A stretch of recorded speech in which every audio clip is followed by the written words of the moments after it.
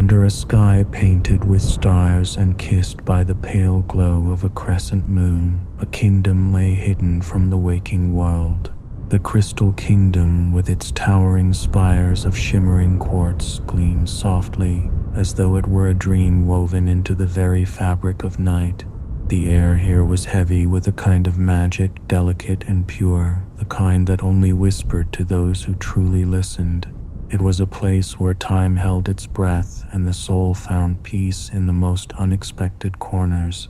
In this kingdom lived a healer named Seraphina, her hands gentle yet powerful, capable of mending broken spirits and calming restless minds. Her long dark hair fell like silk over her shoulders, and her eyes, pools of amber, held the kind of warmth that could soothe any heart.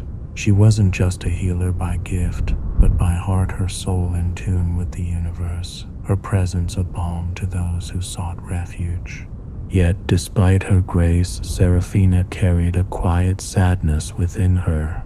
She had once loved a man named Eirik, a guardian of the kingdom, who had disappeared on a fateful night many years ago.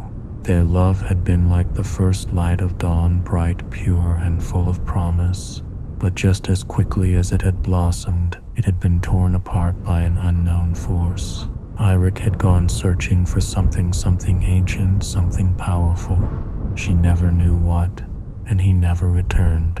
The years had passed, but Seraphina never stopped thinking about him. Each day she would sit by the lake that bordered the kingdom, where the waters shimmered like liquid glass, and remember the way his laughter had filled the air, the way his touch had felt like home. She often found herself staring at the reflection of the moon, hoping, wishing that one day she might find him again. One evening, as the sun dipped below the horizon, casting the world in a golden glow, a soft knock echoed at her door.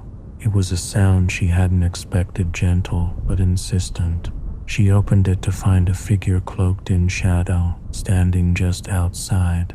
His face was hidden, but there was something familiar in the way he carried himself, in the way he moved with a quiet grace. "Seraphina," the figure said, his voice low and steady. "I need your help." A chill ran down her spine, but she remained calm. "Who are you?" she asked, though part of her already knew. The faintest whisper in her heart told her the truth, but she needed to hear it for herself. The figure stepped forward, and as the moonlight caught his face, she gasped. It was Eirik. He was older, his features weathered by time, his eyes darker than she remembered, but it was him her love, standing there before her. "Eirik," she whispered, a tremor in her voice. "Where have you been?" I don't know," he replied, his eyes filled with a pain she had never seen before. "I was lost in the mountains, searching for something that would save us all. But it's taken its toll on me, Seraphina. The kingdom, the crystals, everything is in danger." Her heart raced. The crystal kingdom, the place she had always called home, was in danger. The thought was unimaginable, yet the weight in Eirik's voice told her this was no mere fantasy. "What happened?" she asked, her voice steady but filled with concern. Eirik lowered his head, his fingers brushing against the folds of his cloak. "There's a darkness spreading, Seraphina, a force that feeds on the very energy that gives this kingdom life. It's hidden deep within the crystal caves where no one dares to venture. But the crystals are starting to lose their power. They're starting to fade." Seraphina's heart sank. The crystals were the heart of the kingdom, their energy sustaining not just the land, but the very people who lived in it. Without them, everything would fall apart. "How can we stop it?" she asked, her mind racing, desperate for a solution. Eirik's gaze softened, and for a moment there was a flicker of the man she had once known. "We must go to the heart of the crystal cavern. Only there can we restore has been lost, but the path is treacherous, Seraphina. The darkness is waiting, and it will stop at nothing to keep us from reaching it." The weight of his words hung heavy in the air, yet despite the fear that crept into her heart, Seraphina felt something else, an undeniable pull, a connection that had never truly disappeared. She knew that together they could face whatever lay ahead. "Then we go," she said, her voice resolute. Together they ventured into the heart of the night, the moonlight their only guide as they walked through the silent forest. The journey was long, and every step seemed to echo with the weight of the past. They didn't speak much, but when they did, the words carried the gravity of a love that had never faded, despite the years that had passed. As they reached the edge of the crystal cavern, the air grew thick with a sense of foreboding. The crystals inside pulsed with a dim light, as if they were struggling to stay alive. Eirik reached out, his hand trembling slightly as he touched one of the glowing stones. "This is it," he whispered. "The heart of the cavern. We have to use the energy of the crystals to restore the balance. But be careful, Seraphina. There's no telling what will happen." Seraphina nodded, her heart pounding in her chest. She stepped forward, her fingers brushing the crystal's surface. In that instant, the cavern seemed to come alive, the very walls vibrating with a deep, resonant hum. A light began to fill the space, so bright and pure that it was almost blinding. And then, as though the cavern had been holding its breath, everything shifted. The darkness that had threatened to consume the kingdom surged forward, manifesting as a shadowy figure, something ancient, something malevolent. It reached for them with tendrils of black energy, but Eirik stepped in front of Seraphina, his body a shield. "No," he shouted, "not this time." With a cry, he plunged his hand into the heart of the crystal, channeling all the energy within him, all the love he had ever felt for Seraphina, all the hope he had held for their kingdom. The light grew brighter, filling the cavern with an overwhelming brilliance. The darkness recoiled, its form disintegrating as the energy surged through the crystals. In that moment, Seraphina felt it, something deep within her, a healing, a warmth, a bond between them that could never be broken. It wasn't just the kingdom that was being saved, it was their love. It had always been there, waiting, enduring. When the light finally faded, the cavern was still, and the crystals glowed with renewed strength. The kingdom was safe, but more than that, Seraphina and Eirik were together again, their love rekindled in the most unexpected of places, in the heart of a kingdom that had always been theirs. And as they walked out of the cavern, hand in hand, the night sky above them seemed brighter than ever before. The stars, once distant, now felt close enough to touch. They had saved the Crystal Kingdom, but more than that, they had healed each other, and in the quiet of the night, with the soft breeze carrying the scent of jasmine and pine, they knew their love would last for eternity. The moon had shifted higher in the sky, casting its silver glow over the landscape as Seraphina and Eirik made their way back to the heart of the kingdom. The world around them seemed different now, more vibrant, as though the earth itself had exhaled in relief.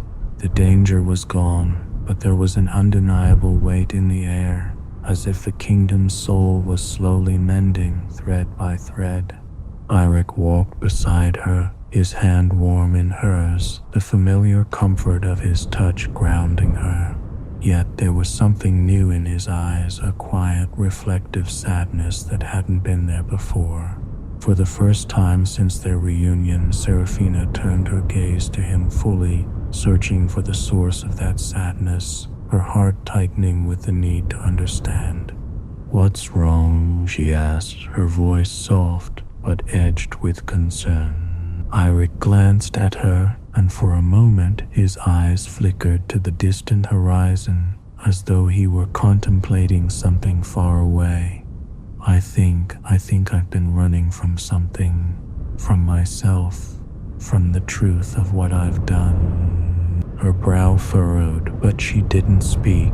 She waited for him to continue, knowing that whatever he was carrying was heavy, and that he would only open up when he was ready.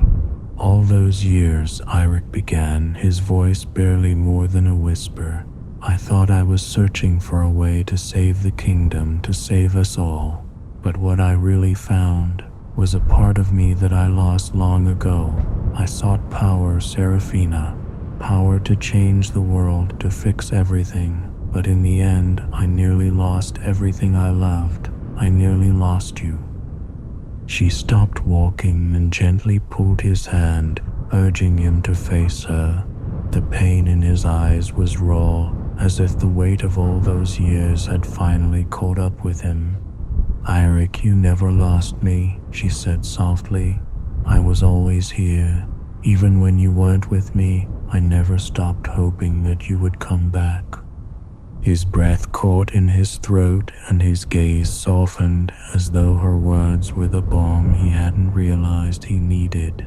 He stepped closer, the space between them shrinking until the warmth of their bodies mingled in the cool night air. Seraphina, he whispered, his voice breaking the silence. I don't know if I can make it right. I don't know if I can fix what I've done, the mistakes I made.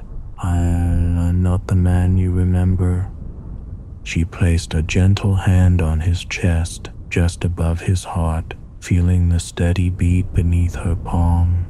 You don't have to be. You only need to be the man standing here with me. We're not the same people we were before, Eirik, and that's okay. His eyes glistened with unshed tears, the vulnerability in him palpable, raw, and beautiful. I don't deserve you, he murmured, as though the words themselves were a confession. Seraphina shook her head, a soft smile tugging at her lips. You're wrong, she said. You deserve all the love in the world, and I'm not going anywhere. We can heal together, step by step. That's what matters. For a long moment they stood there, the world quiet around them, suspended in the soft glow of the moon and the stillness of the night. The air smelled of jasmine and pine again, but this time it was different. It was a scent of new beginnings, of second chances, of hope. The sound of distant footsteps broke the moment, and Seraphina turned, realizing that they had unknowingly wandered close to the royal gardens. The familiar path through the labyrinth of silver-leaved trees beckoned them forward. Without speaking, they continued to walk side by side, the peace of the moment settling over them once again. But as they approached the center of the garden, where the great fountain of clear, crystalline water sparkled in the moonlight, Seraphina felt a flicker of something, a disturbance she couldn't quite name. The crystal in the center of the fountain, usually glowing with soft, rhythmic pulses of light, was now dimming, its shine fading like a star slipping beneath the horizon. Eirik, look, she said, her voice tight with sudden worry. He followed her gaze, and his expression hardened, the ease of their moment slipping away.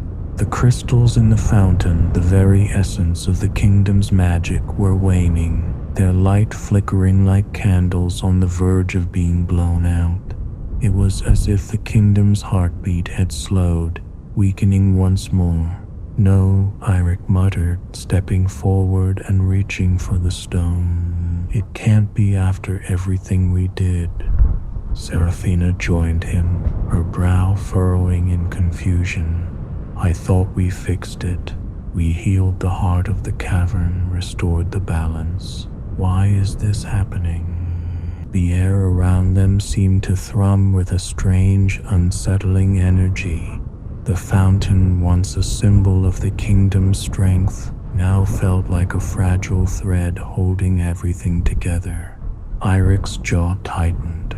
It's not over, Seraphina. The darkness is still here.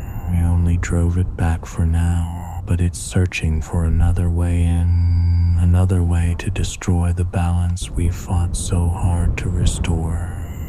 A cold dread began to seep into her bones, the feeling that they hadn't won, not completely. The kingdom, the very place they had fought to protect, was still vulnerable, still at risk. "What do we do?" Seraphina asked, her voice barely more than a whisper. Eirik turned to her, his face shadowed in the dim light. "We go back to the heart of the cavern, to the source. There's something we missed, something we didn't see, and we need to find it before it's too late."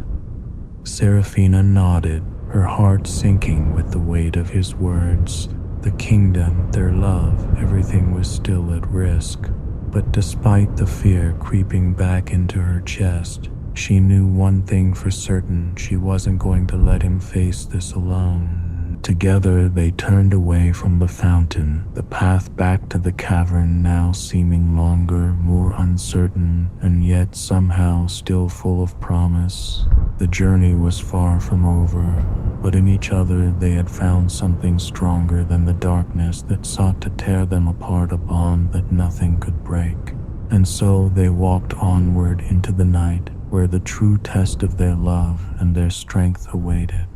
The path to the cavern was darker than before, the trees casting long, twisted shadows that seemed to reach out like fingers, as though the very forest itself was alive, watching them. The wind whispered through the branches, carrying a distant murmur almost like voices carried on the breeze, and yet when Seraphina listened closely, it was nothing more than the sound of her own heart pounding in her ears. Eirik walked beside her, his footsteps steady but filled with a quiet urgency. His hand brushed against hers occasionally, a silent reminder that though the world around them seemed to unravel, they still had each other. And despite the fear tightening her chest, Seraphina found herself clinging to that simple truth: they were together. The world felt eerily silent, as though the kingdom itself held its breath, waiting for something, though neither of them knew exactly what. The air seemed charged thick with magic, both old and new, and as they descended into the deepening woods, the distant glint of the crystal cavern's entrance came into view, its faint glow like a beacon pulling them forward, pulling them into the heart of everything. But this time, there was no sense of safety in the glow. It wasn't inviting as it had been before. It felt wrong, as if something had shifted, as if the cavern itself had turned against them. Seraphina felt a tremor in the earth beneath her feet, the faintest vibration like the echo of a heartbeat too strong for her to ignore. She stopped suddenly, and Eirik, sensing her hesitation, turned to face her. "What is it?" he asked, his voice sharp, tense. "I feel it," she murmured, her voice barely audible. "Something's wrong. The ground, it's alive in a way it wasn't before." Eirik frowned, his eyes narrowing as he looked around them. "The darkness, it's not just in the cavern, is it? It's spreading, infecting everything, the land itself." Seraphina's breath caught in her throat. The kingdom was sick, and they had unknowingly walked right into its grasp. "It's like the very magic of the kingdom is being drained piece by piece," she whispered, her heart sinking. "And I think we might have awakened it when we restored the balance in the cavern. It wasn't truly defeated. We didn't fully understand what we were up against." Eirik's expression grew darker. "No," he muttered. "We were too hasty. I was too eager to make it right. But this is something different." A chilling wind swept through the trees, and the faintest strangled cry echoed through the branches. Seraphina turned sharply, her pulse racing. It was distant, but unmistakable, a cry of pain, a call for help. Without a word, they both turned and began running toward the sound. The forest seemed to stretch on forever, its paths winding and twisting in impossible directions, but they pushed forward, their feet barely touching the ground. Finally, they reached a clearing where the air grew thick with the scent of smoke and earth. The glow of the cavern's entrance was now completely obscured by darkness, as if something had swallowed the light whole. A strange energy pulsed in the air, heavy and oppressive like a storm waiting to break. There, standing in the center of the clearing, was a figure cloaked in shadows, a figure neither human nor spirit, but something in between. Its face was hidden beneath a veil of black mist, but Seraphina could feel its eyes on her, cold and calculating. "You," the figure whispered, its voice like a hiss carried on the wind. "You have awakened what was meant to remain dormant." Seraphina stepped forward, heart pounding in her chest. "What do you mean? Who are you?" The figure chuckled softly, the sound sending shivers down her spine. "I am the one who sleeps beneath the roots of the kingdom, the one who feeds on the magic that sustains your precious crystals. For centuries I have waited, and now you have brought me back." Eirik took a step forward, positioning himself slightly in front of Seraphina. His voice was calm but laced with an edge of anger. "You're the one who's been draining the life from the land. The darkness we fought, it's you."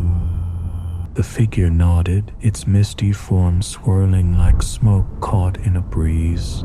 "I have been the shadow beneath your light. I have watched as your kingdom flourished, your crystals grew, and you called it peace. But peace is a lie. Everything must be consumed, everything must decay, so that I may be reborn."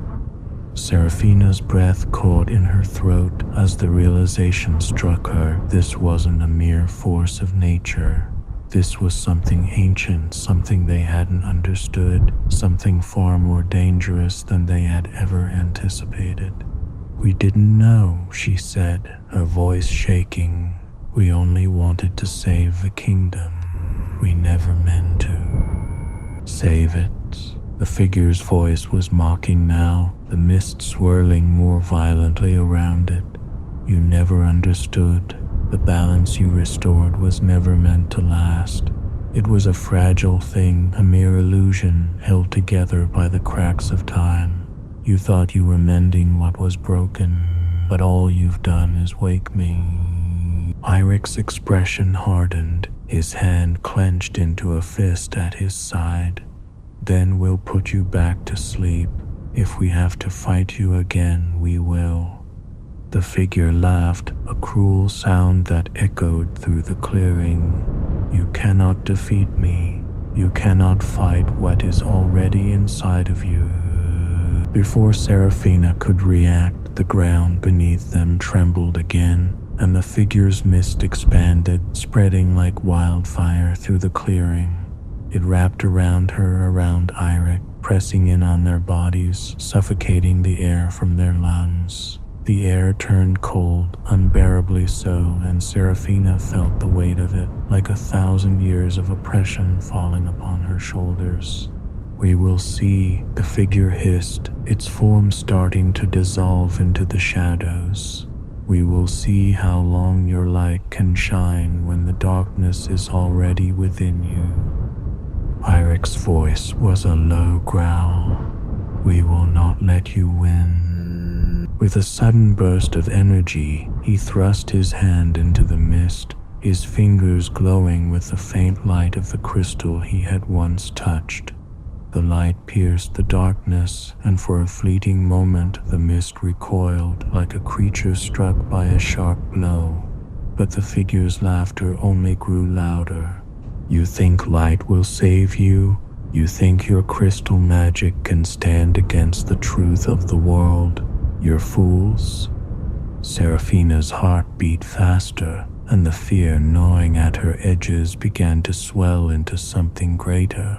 But then, through the fog of doubt and confusion, she heard a familiar voice, her own voice, deep inside her mind, speaking with a clarity that cut through the darkness. You are the light. You are the healer, Seraphina. You hold the kingdom in your hands. The power was never in the crystals. It was in you. You just have to believe. She closed her eyes, her pulse steadying as she took a deep breath. She wasn't just a healer. She wasn't just a woman caught in a world on the brink of destruction. She was the heart of this kingdom, the one who had always held its soul. The crystals were just a reflection of that. And with that realization, she reached out, her hand glowing with a soft golden light that radiated from within.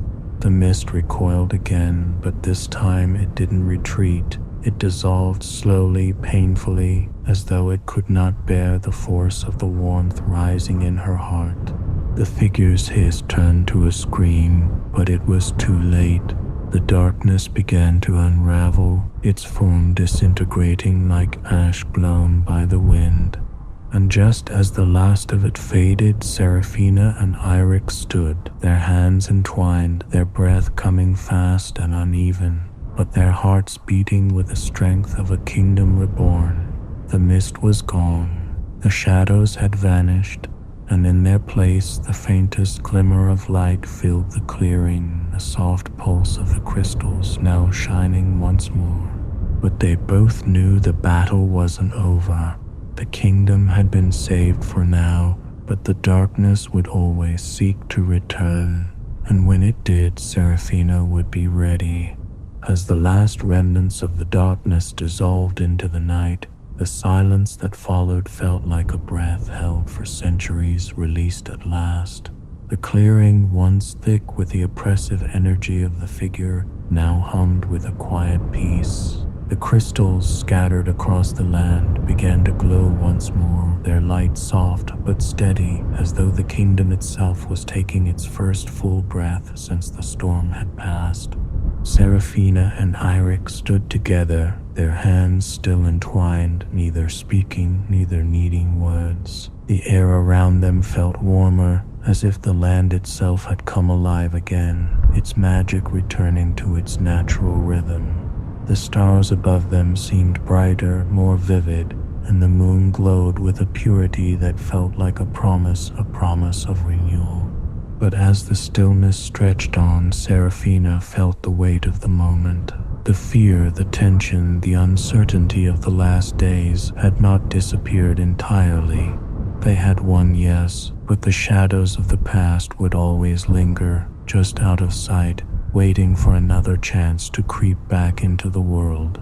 Is it truly over? She asked quietly, her voice barely above a whisper, her words almost lost in the peace around them. Eirik turned to her, his expression softened by exhaustion, but there was a quiet strength in his eyes that had never been there before. No, he said simply, not over.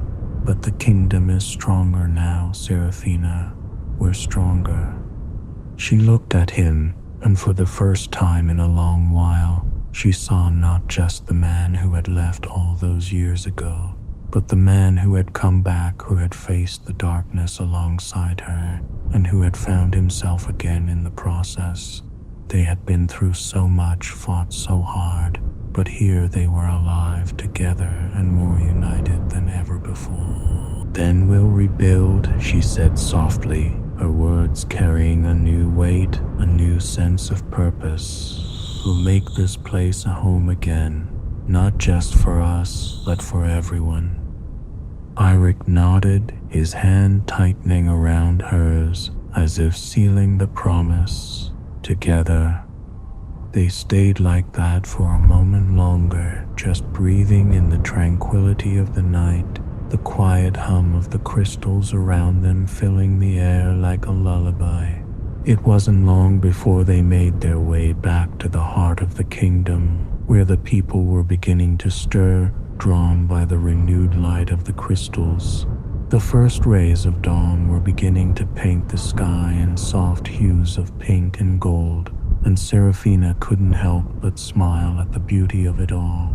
The kingdom, though battered and worn, was alive again, and so were they. As they reached the central square, they were greeted by the familiar faces of the people, faces that had once been filled with fear, now illuminated with hope.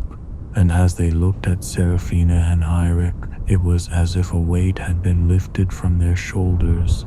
They were no longer haunted by the shadows of the past. They were free. One by one, the people of the kingdom gathered around, their eyes filled with gratitude, with a deep sense of reverence. Seraphina could feel the healing energy that had been restored to the land, a quiet pulse that connected them all, a bond stronger than any force of darkness. She and Eirik stood together in the center, hand in hand, as the first light of dawn touched the earth. The people cheered softly, a murmur of relief and joy spreading through the crowd. But for Seraphina, the real victory lay not in the defeat of the darkness or the return of the light, but in the quiet understanding that the kingdom's true strength had always been in its people and in the love that bound them all. The years that followed were filled with restoration and growth. Seraphina continued to heal not just the land, but the hearts of those who sought her out. Eirik, by her side, became the protector of the kingdom once again, though now his heart was filled with something far more precious than the desire for battle. They rebuilt not only the structures of their world, but the connections between each soul who called the kingdom home. And as the years passed, Seraphina and Eirik knew that no matter what challenges the future might hold, the kingdom would always endure, because it was rooted in love, in healing, and in the unwavering belief that together they could overcome anything. The Crystal Kingdom stood as a beacon, a reminder that even in the darkest of times, there is always light to be found, and that love, when it is true and strong, can heal even the deepest wounds. And under the same sky that had once seemed so distant, Seraphina and Eirik, standing side by side, knew that the greatest magic of all was not the crystals or the ancient power that had once threatened to tear the world apart. It was the love that had bound them together, a love that had healed not just their hearts, but the very soul of the kingdom. And that love would never fade. It would shine eternal as the stars above.